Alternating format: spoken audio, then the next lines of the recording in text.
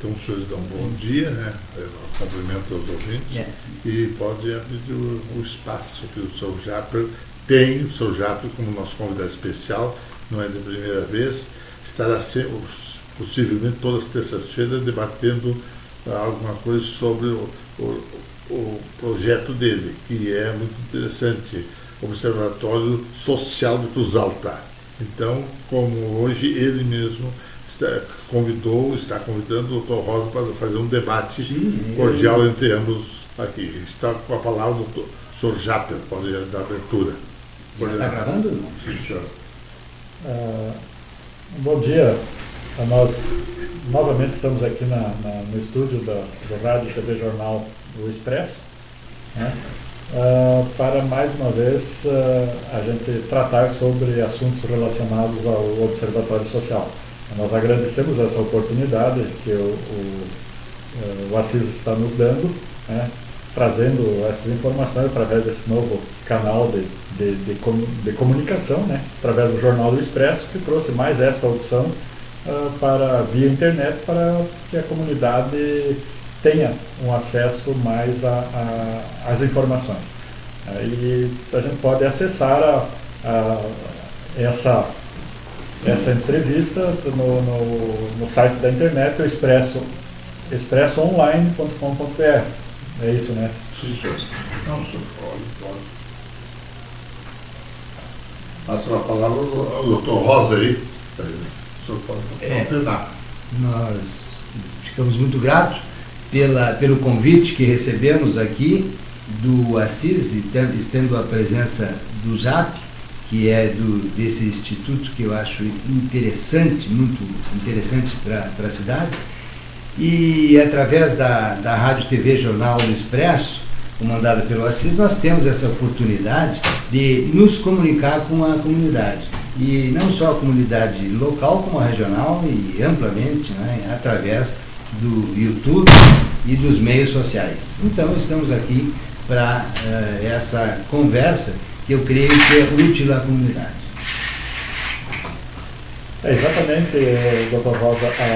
Assim, o Observatório Social, como a gente já frisou em outras oportunidades, é uma organização sem fins lucrativos e que trabalha essencialmente primando, assim, fiscalizando, acompanhando as licitações, os gastos públicos, acompanhando todas as compras, a contratação de obras dos municípios.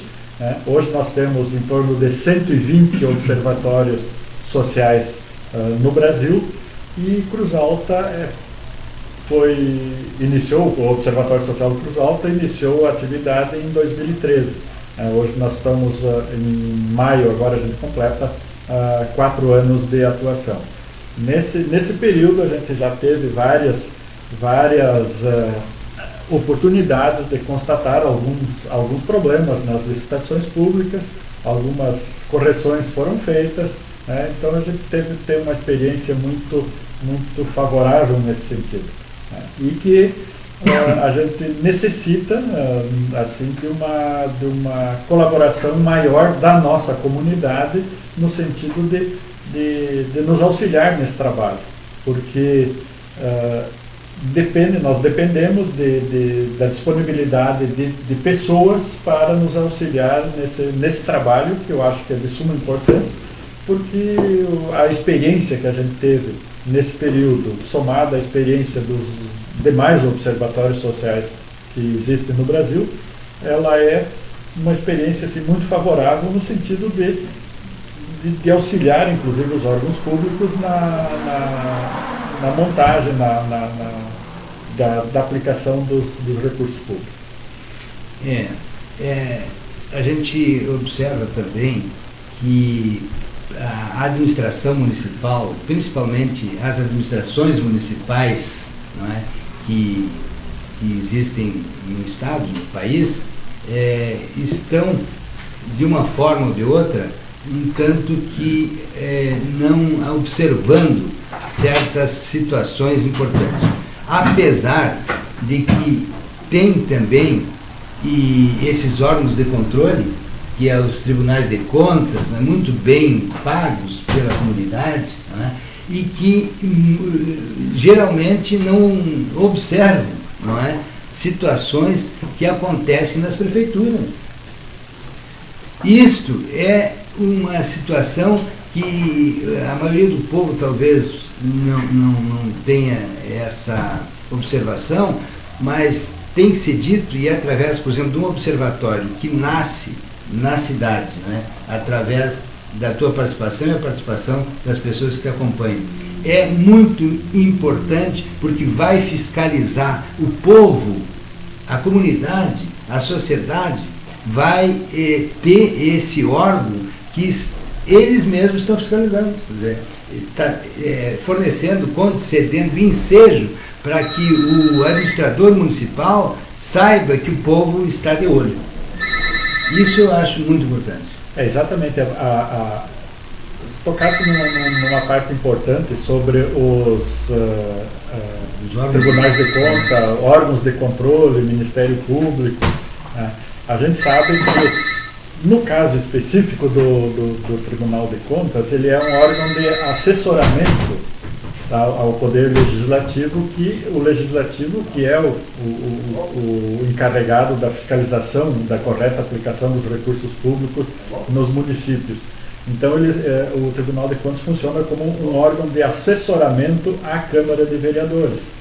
Apesar de, muitas vezes, o Tribunal de Contas apontar várias irregularidades, chega nos órgãos, o pessoal técnico aponta muitas irregularidades, depois vai para os conselheiros mandam para a Câmara de Vereadores e muitas vezes, até por falta de conhecimento mais aprofundado sobre legislação, os vereadores decidem, desconsiderando muitas vezes a análise técnica efetuada por pessoal altamente capacitado e que custa para a população valores expressivos. O funcionamento desses órgãos de controle tem pessoal bastante especializado e que muitas vezes não é levado em consideração esses apontamentos na análise política posteriormente,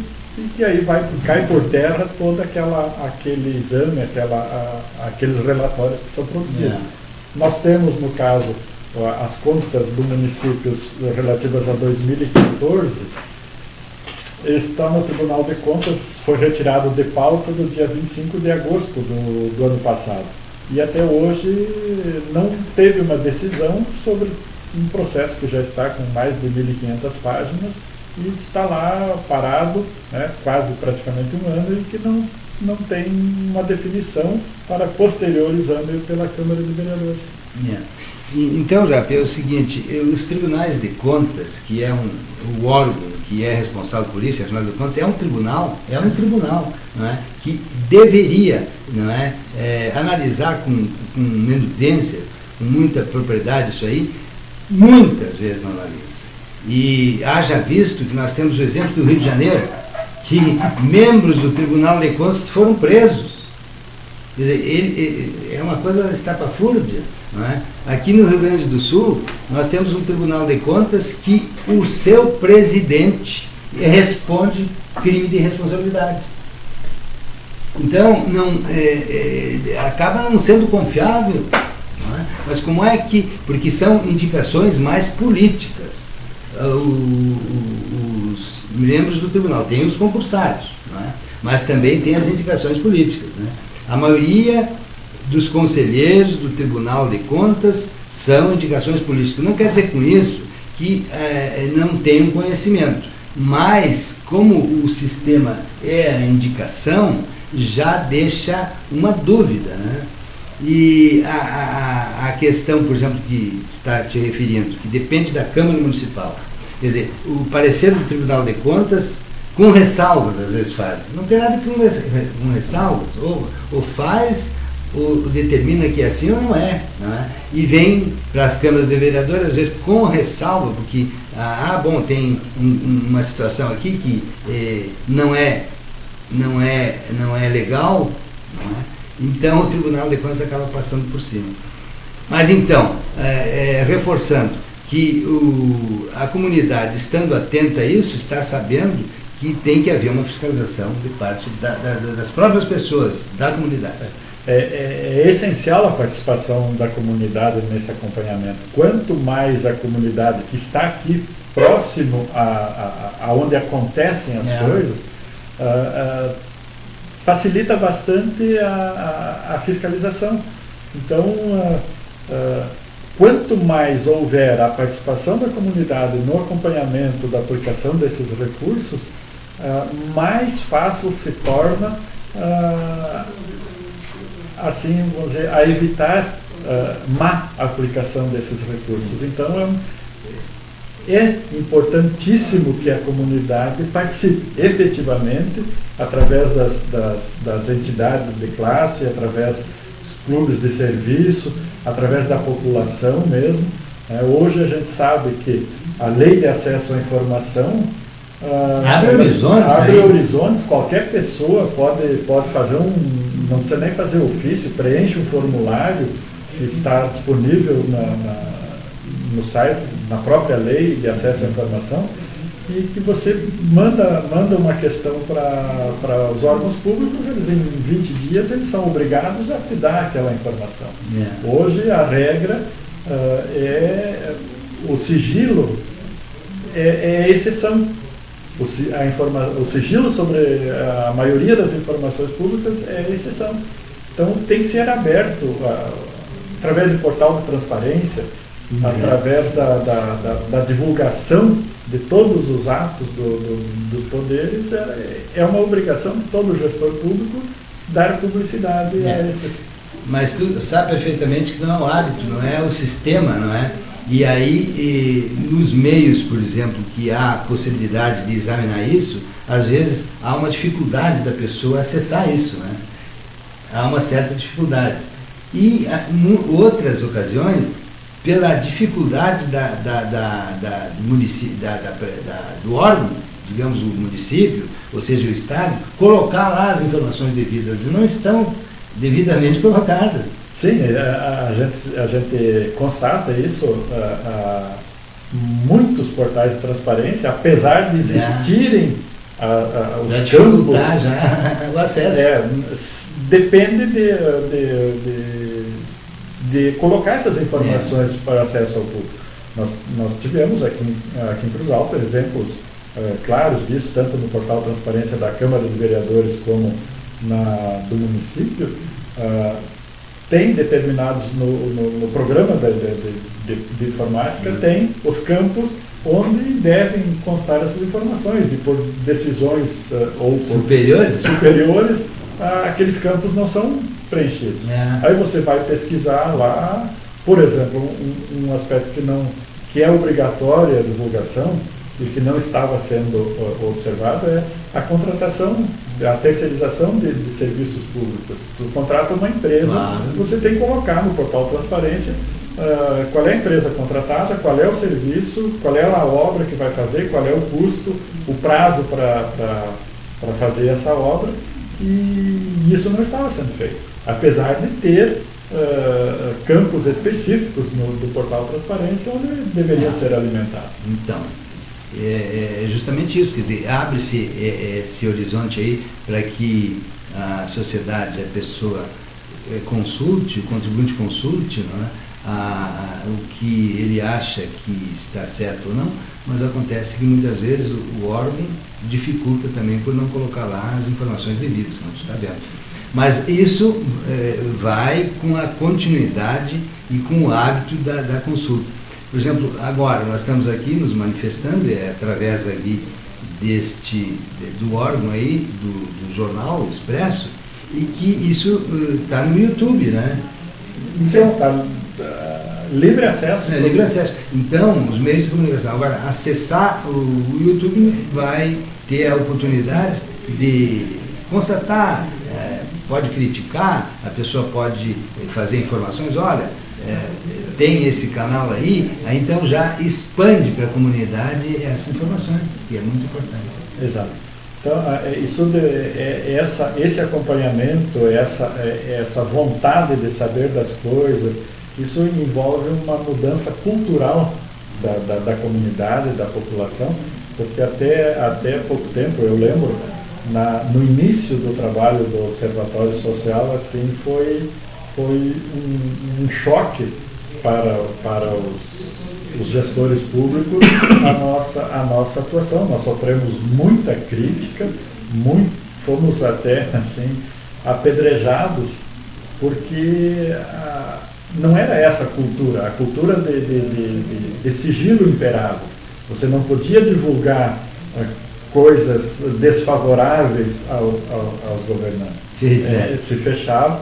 E foi uma barreira. Um mau hábito, né? Um mau hábito, não era costume, e graças a Deus hoje a gente já está vendo que através do trabalho do Observatório Social e de outras entidades também que nos apoiam, e outros movimentos da cidade, eles tá mudando essa visão de sigilo e de abertura das informações para a população.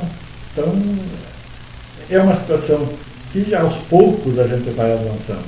Nós temos exemplos assim de cidades onde foi implantado o Observatório Social que o pessoal levou 7, 8, 10 anos até ter um completo funcionamento, porque não tem várias, são 5 atividades mestras em que os observatórios trabalham, e então, aos poucos, isso vai sendo implementado.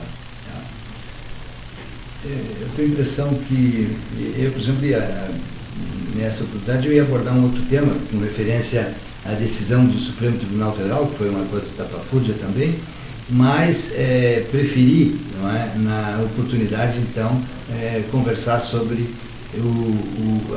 esse órgão aí que eu acho muito importante. Uma outra oportunidade, talvez, não sei se o tempo já nos permite, agora talvez tenha que concluir, 15 minutos, né? Então isso aí. Então a gente vai abordar esse sistema aí, essa situação, não é, que de fato constrangeu, chocou a comunidade toda, foi essa decisão aí e a decisão, só para fazer um preâmbulo, né, e entrar, a decisão não foi do Supremo, a decisão foi de uma trinca do Supremo, né? E essa trinca do Supremo teria que explicar que o Supremo tem, por exemplo, setores, né, que tem 3 ministros, e esses 3 ministros que foram responsáveis, não foi todo o Supremo, mas recai a responsabilidade sobre o Supremo, né? Porque as turmas estão representando ali o Supremo, né? Foi uma decisão tomada por 3, mas ela representa uma linha de pensamento dentro do Supremo. Mas aí que está, isso é contestado, porque essa trinca de ministros supremo, eles são, digamos assim, foi catastrófica a decisão, porque eles são vinculados a questões partidárias. Por exemplo, tem que ser claro e dizer que esse Toffoli foi advogado do PT, foi subordinado do José Dirceu, ele teria que ser julgado impedido para julgar isso aí, não é? Então estava tudo arrumado. E o outro, que é o Lewandowski, a gente já acompanha desde o mensalão o que o ministro esse é ligado a partido político, né? E principalmente o partido que é ex-governo. Então, o Gilmar Mendes, que é o terceiro, ele vem dando pareceres também, porque sentiu que as coisas estão se aproximando talvez do partido que ele tenha uma certa simpatia, né? Que é outro partido, né? Então, esses 3 que fizeram essa decisão que não desagradou, quer dizer, desagradou a comunidade, quer dizer, salvando grandes ladrões da República, não é? com argumentos que não se sustentam, porque este José Dirceu, não é? Ele, preso mesmo, estava praticando crime. Imagina agora, então, solto. Né? Essa influência política na indicação dos ministros, isso leva, muitas vezes, à tomada de decisões, porque, assim, fora do contexto, em função do comprometimento político com aqueles partidos, com aqueles governantes que fizeram a indicação e que aprovaram. Na minha opinião, os cargos, tanto do Supremo como nos tribunais de contas dos estados, da União, tinha que ser através de concurso público, de carreiras, ter carreiras para a pessoa chegar ao Supremo, porque mesmo que ele não tenha assim, a vontade de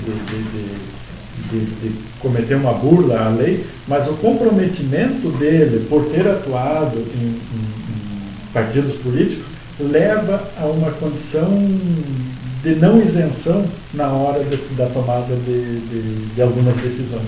Porque ele vai lembrar daquele passado dele, né, e isso, no nosso caso, aqui, trazendo novamente para o Observatório Social, quando a gente busca pessoas para trabalharem, colaborarem com o Observatório Social, tem que haver um distanciamento da política partidária. Se alguém hoje filiado ao partido político, mas ele quer trabalhar no Observatório, ele tem que pedir o afastamento do partido, ele tem que cumprir um período aí de 2 a 3 anos fora da atuação partidária para depois começar a atuar no Observatório. Então, como forma dele se distanciar das decisões do acompanhamento político partidário e ter uma isenção no exame dos vários aspectos. Mas uma coisa lógica, até num juizado de primeira instância, quer dizer, o juiz que é teu amigo e tu pratica qualquer irregularidade, ele não pode te julgar, porque ele é teu amigo, ele tem que se julgar suspeito. Quer dizer, agora no Supremo, a maior corte da justiça do país, acontece isso, então isso foi viciado, está completamente errado, né? E nós que pertencemos à justiça, enfim, na condição de advogado, a gente não pode concordar com isso, né? Como eu disse, essa trinca de ministros, né, que representam essa turma, segunda turma, não é o Supremo todo, mas acaba enlameando o Supremo Tribunal, né? Mas esse ministro, que é o relator, não é? O ministro que é o relator é o ministro, o Edson Fachin, até anotei aqui. Ele teve uma decisão inteligente agora, porque vai ser julgado outro habeas corpus, que é do Antônio Palocci, e ele, ao invés de deixar nessa turma aí, não é, ele mandou para o Pleno, quer dizer que são 11 ministros, então dizendo claramente que esses já abriram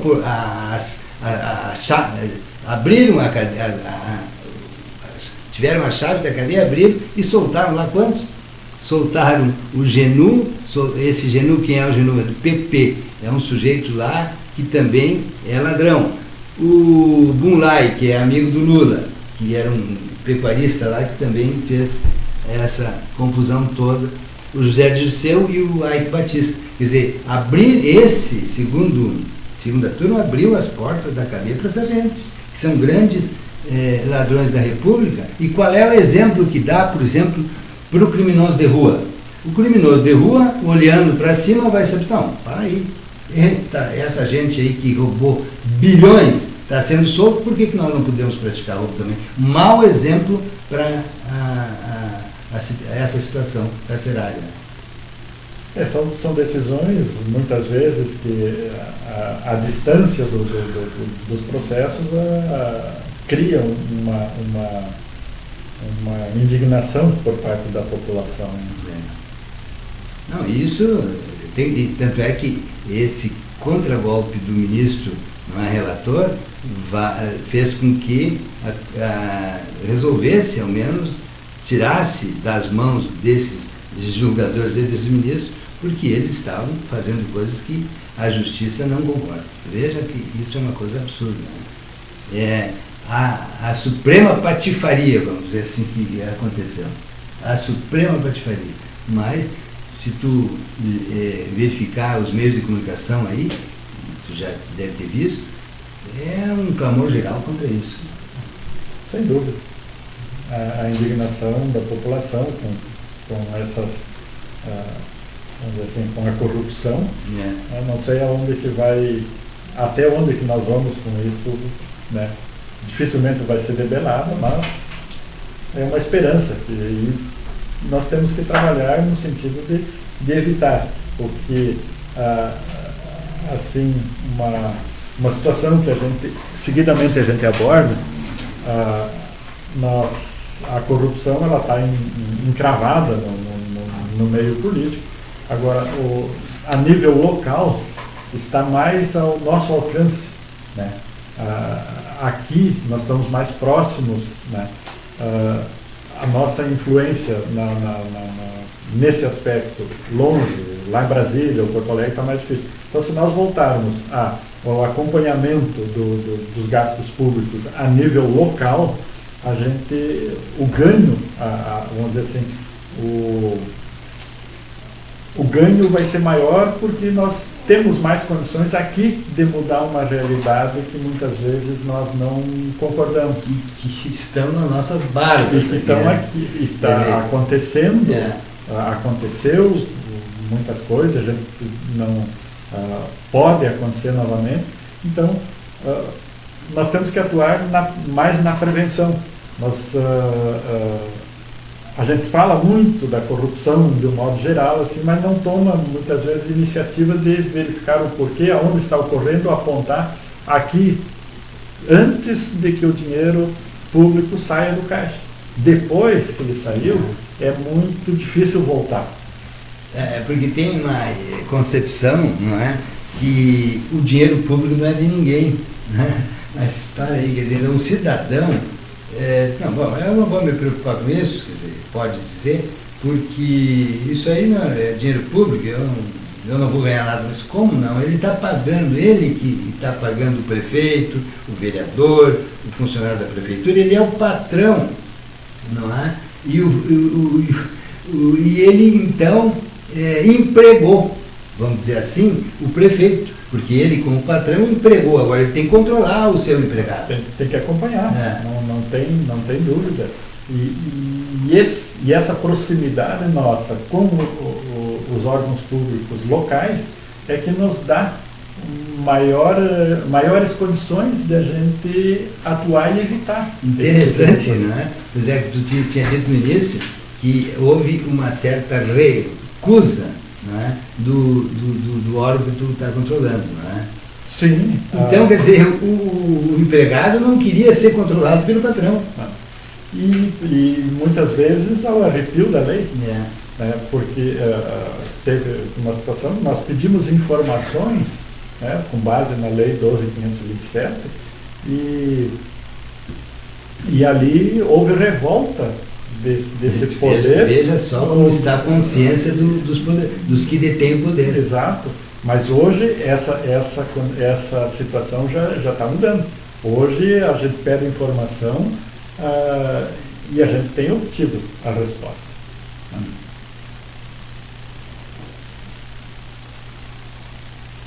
É isso.